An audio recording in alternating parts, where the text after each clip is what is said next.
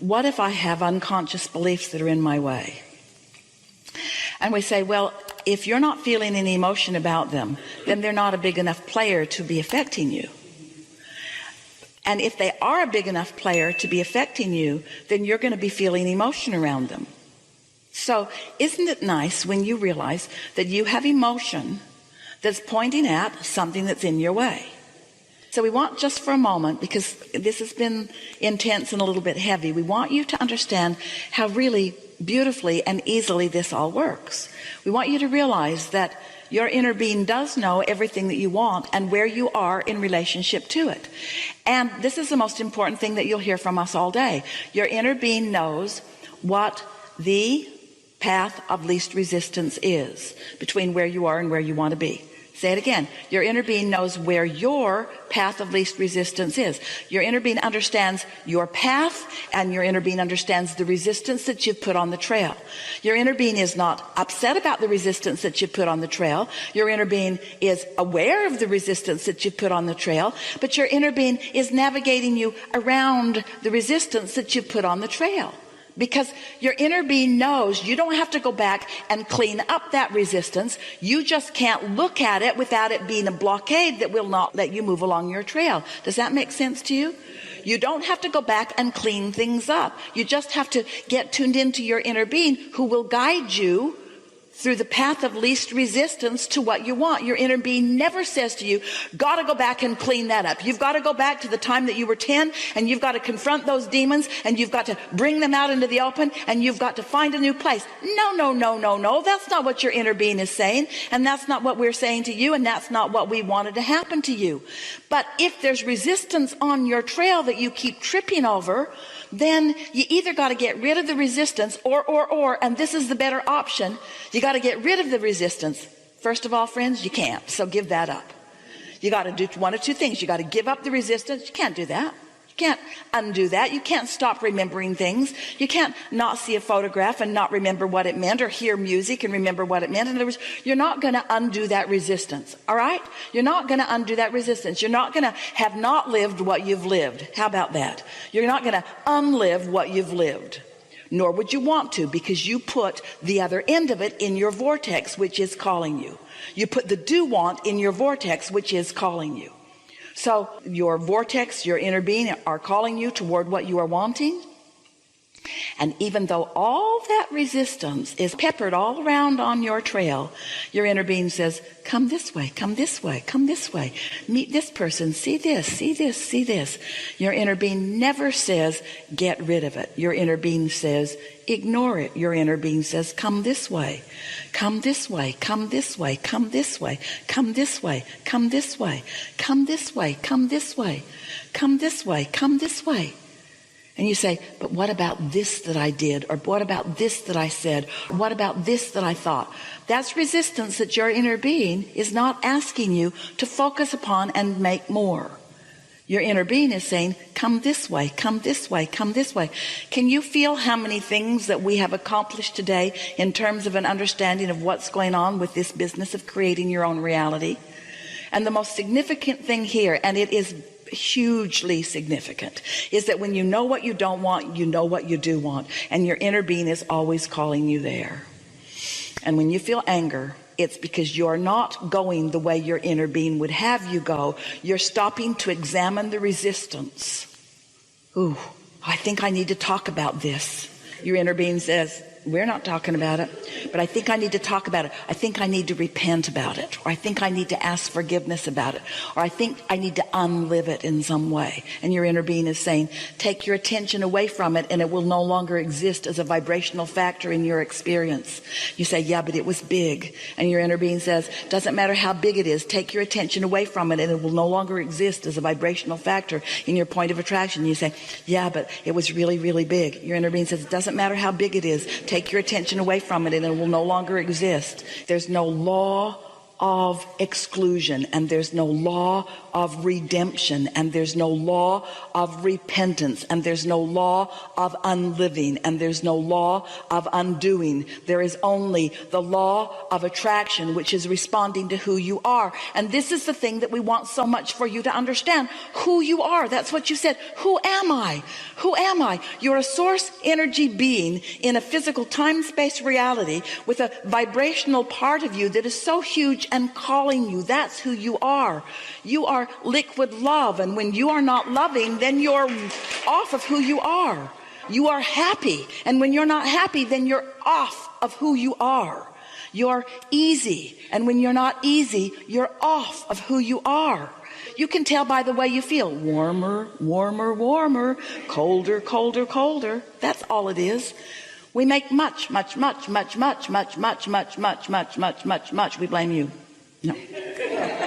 We make much too much of all of this because you care so much about understanding why things haven't gone better that you don't just let go and let them be better.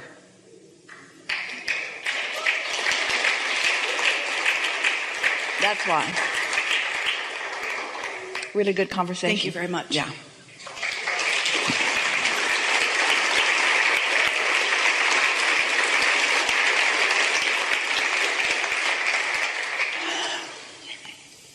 So let's recap just a little bit, because we want to, together, find that vibrational place that fits right with where you now are, because these are the ingredients that have accomplished this leading edge conversation. And we are appreciating a lot you being here. Not because you dragged yourself here, not because you thought you should be here, and not because somebody else dragged you here. We appreciate you being here because law of attraction brought you here. Your vibrational offering is the reason that you were an important component of this conversation. And there is no one in the room that was not an important part of this conversation. There are so many people that you are interacting with out in what you call your world, who are not deliberate about their creation. They are what we call creating by default. And by that we mean they are observing through their physical senses situations, and then they are having knee-jerk reactions to those situations. And sometimes, in fact, often, in fact, about more than 80% of the time, they're more than 90% of the time, about 95% of the time, their knee-jerk reactions are negative reactions. And what that means is they're observing and reacting in a way that cannot turn the tide on what they are observing. But here you are, what by Earth population standards would seem to be a small cluster of consciousness. Here you are, contemplating from your broader perspective. Here you are, realizing maybe for the first time the benefit of what all of that contrast provides for you. And here you are, like everybody else on the planet, creating a vortex, only you understand that your vortex exists. So you have an option that most people don't have. You have an option of looking forward to the unfolding of what you've put there, rather than being beat up by the reality that currently exists. Everyone on the planet stands on a platform that is really wonderful, in that you have stability beyond your ability to even realize it. So much about your environment you don't have to worry about at all.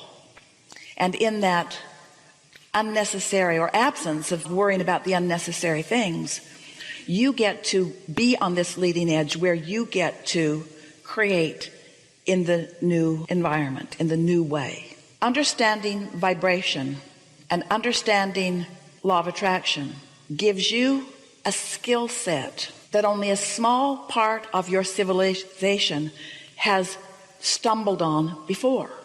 Just understanding that you are an extension of source energy and that the larger part of you still exists, gives you an advantage, because you now understand that that larger part of you is active with you here today, which, if you will think about what we've talked about here today, means, or will give you a reason to understand how your guidance system works, what negative or positive emotion means.